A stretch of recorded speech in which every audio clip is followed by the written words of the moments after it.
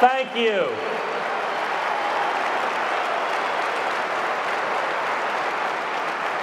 Welcome to Texas.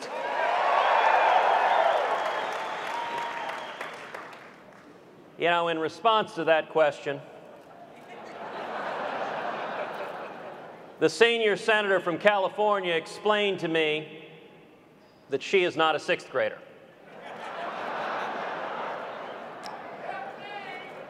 Well, you know, I'm not a sixth grader either.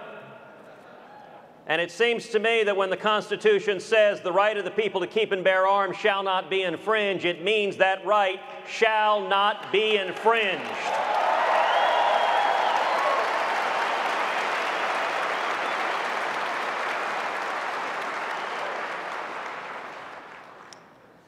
I want to talk to you about three things this afternoon. Number one, the Constitution matters.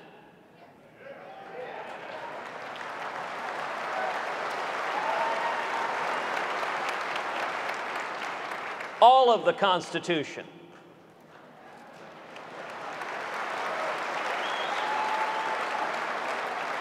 It's not pick and choose. It's not take the parts you like and get rid of the parts you don't like.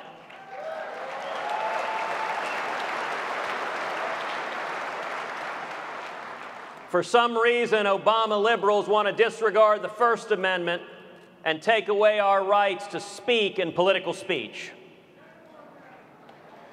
For some reason, the Obama liberals want to disregard the Fourth Amendment and Fifth Amendment and have the power to use drones. Welcome back to the NRA Leadership Forum here on SiriusXM Patriot. Here's Senator Ted Cruz.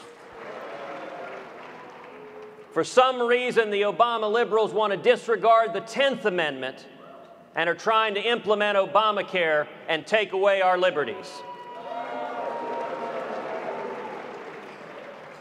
Every word of the Constitution matters. It is the fundamental protection of our liberties against the government.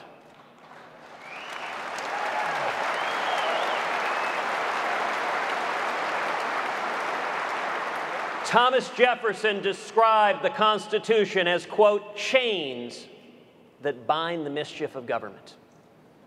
And the framers of our Constitution described the Second Amendment right to keep and bear arms as the palladium of our liberties.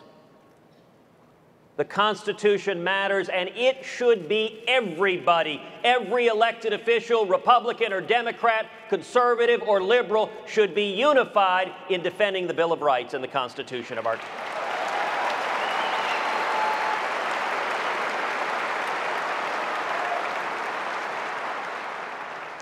Secondly, we must do everything we can to stop violent crime. Every one of us here is a son or daughter, is a brother or sister, is a father or mother. Every one of us here has been horrified by acts of violence and madness by deranged individuals that would take the lives of the innocent among us.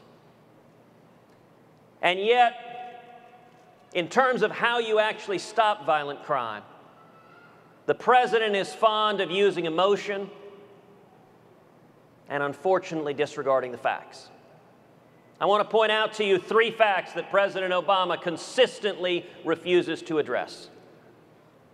Fact number one, the Obama administration has not made it a priority to prosecute felons and fugitives who attempt to illegally purchase guns. In the year 2010, over 48,000 felons and fugitives tried to illegally buy guns. Out of that 48,000, the Obama Justice Department prosecuted 44. 44 out of 48,000. That's just not acceptable. Fact number two, under President Obama, gun crime prosecution, prosecuting those who use guns in the commission of a crime, has decreased 30%.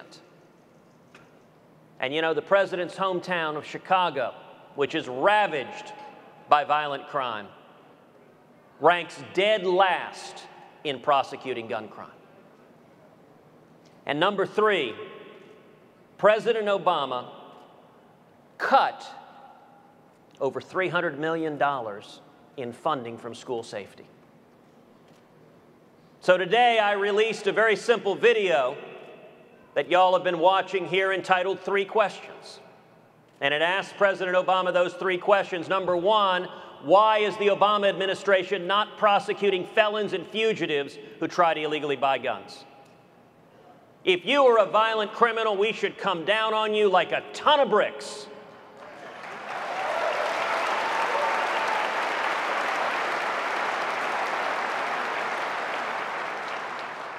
And at the same time, we should safeguard the constitutional rights of law-abiding citizens.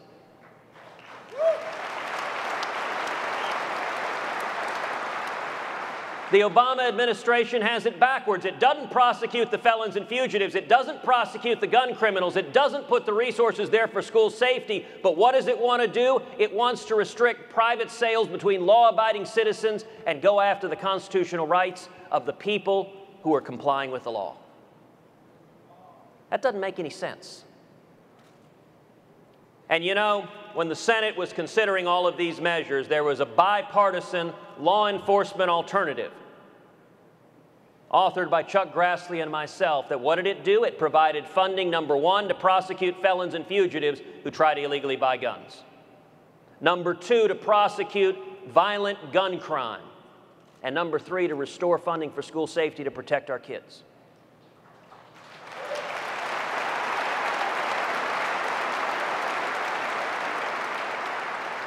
That bill got 52 votes in the U.S. Senate, including 9 Democrats.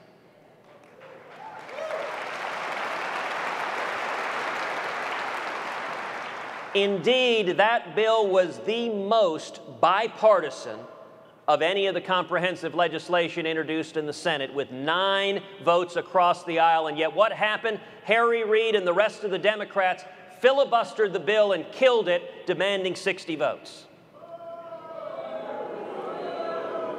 It seems to me anytime Harry Reid or any of the Democrats who voted no on that return to their home states, citizens ought to ask them, why aren't you willing, why don't you support prosecuting felons and fugitives who try to illegally buy guns?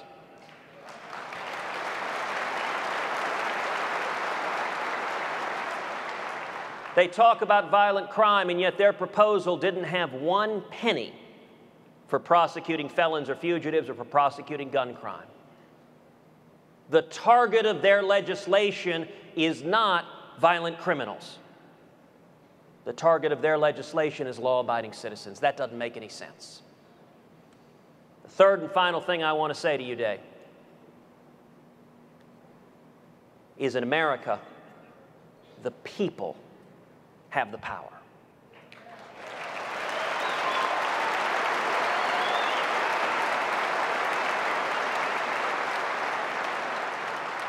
A month ago, you had the president holding, it seemed, press conference after press conference after press conference, and his package of legislation that would have undermined the Second Amendment in Washington looked like an unstoppable freight train.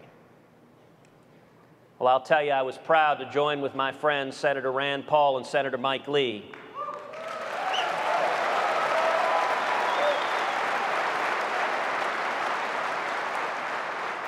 in writing a short and simple letter to Harry Reid that said, we will filibuster any legislation that undermines the Bill of Rights or the Second Amendment right to keep and bear arms.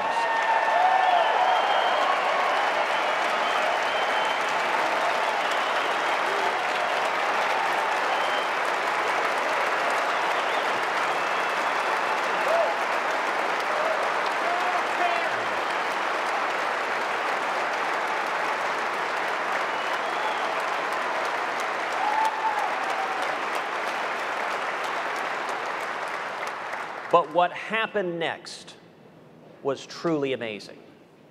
What happened next is each and every one of you, millions of Americans, began speaking out. We'll take a quick break here on NRA Leadership Forum and be right back here on Sirius XM Patriot. Gun Stay Owners there, of please. America is wonderful. The Second Amendment groups are wonderful, but every one of them is just a vehicle for you, for the people. And what happened in this battle is millions of men and women across this country got on the phone, got on the internet, got on Facebook, got on Twitter, spoke out and said, "Leave our Constitution alone."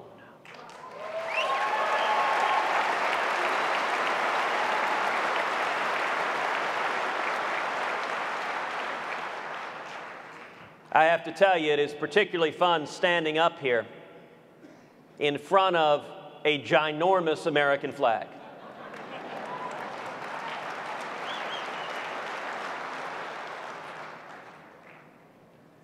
It's the closest a lawyer from Houston can ever come to feeling like General George Patton.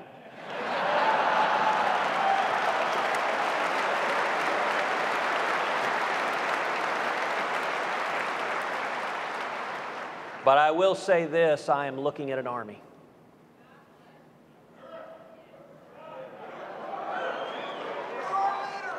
And the voice of each of you is how we win.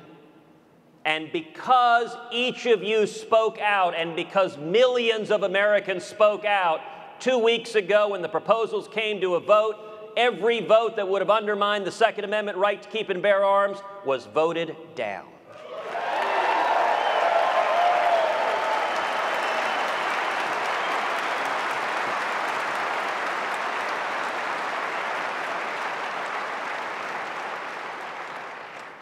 That's your victory. It's the victory of the American people, but let me caution you, this fight isn't over. President Obama and Joe Biden have both been coming out saying they intend to come back at it.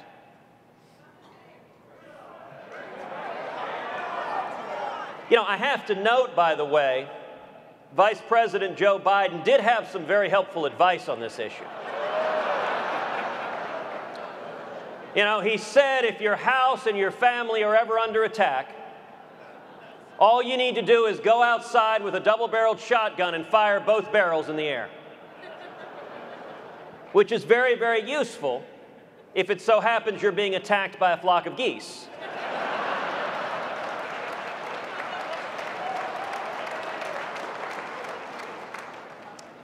But Vice President Joe Biden has said he is going to lead the fight to bring the legislation back, to try to pressure the votes that went against it and to try to force it through the U.S. Senate. Well, I would like to issue an invitation to the Vice President.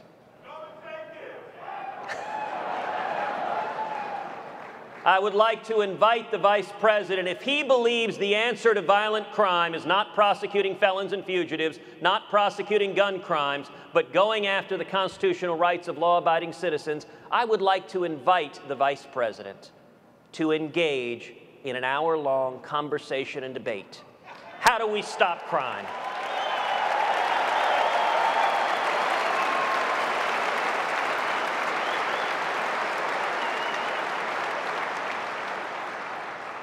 And if Vice President Biden really believes the facts are on his side, that this is not simply an exercise in political power by the administration, then I would think he would welcome the opportunity to talk about the sources, the causes of violent crime, who's carrying it out, and how we can do everything humanly possible to stop it.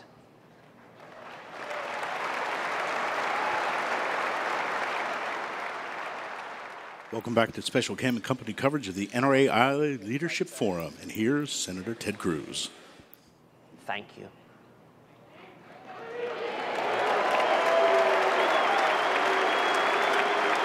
Thank you for your commitment to the Constitution. Thank you for your commitment to liberty. God bless America.